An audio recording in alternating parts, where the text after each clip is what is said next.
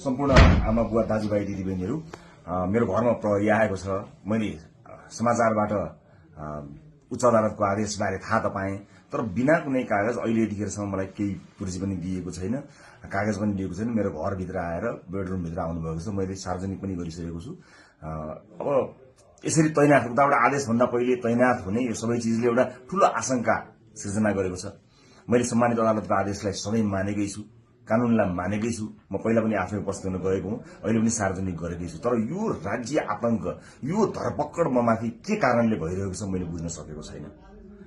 भोलिको चितवनको कार्यक्रमलाई निरन्तरता दिनुहोला।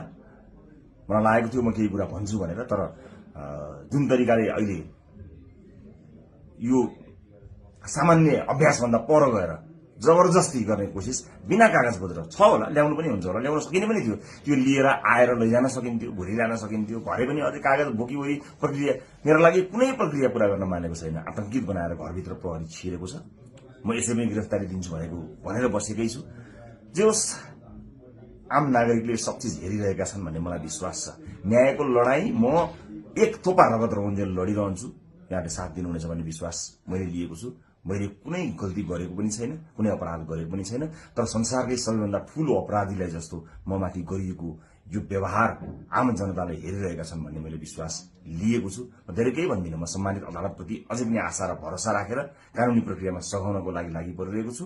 यो दुनियाँका जति पनि न्यायालयका ढोकाहरू छन् ती सबै ढोका ढकढक्याउँछु आफ्नो न्यायको लागि। र मलाई थाहा छ यहाँहरूले सबै कुराको साक्षी बसेर हेरिरहनु भएको छ होला भन्ने मैले विश्वास लिएको छु। म यति जानकारी मैले दिनु उपयुक्त ठानेर मैले यो भिडियो रेकर्ड गराएको छु। चितवनमा जति पनि मेरा आदरणीय मतदाता आमा बुवा दाजुभाइ दिदीबहिनीहरू हुनुहुन्छ, भोलिको कार्यक्रम नरोक्नुहोला। अन्य साथीहरू आउनुहुन्छ, उहाँहरूले कुराकानी गर्नुहुनेछ, निरन्तर चलिरहन्छ। मलाई यिनीहरूले हत्या नै गरेछन् भने पनि नेपाली मतपत्रमा घण्टी चुनाव चिन्ह बसेको छ। मलाई आशा छ, यो एउटा आशा र भरोसाको आवाज हामीले बुलन्द पारिसकेका छौँ।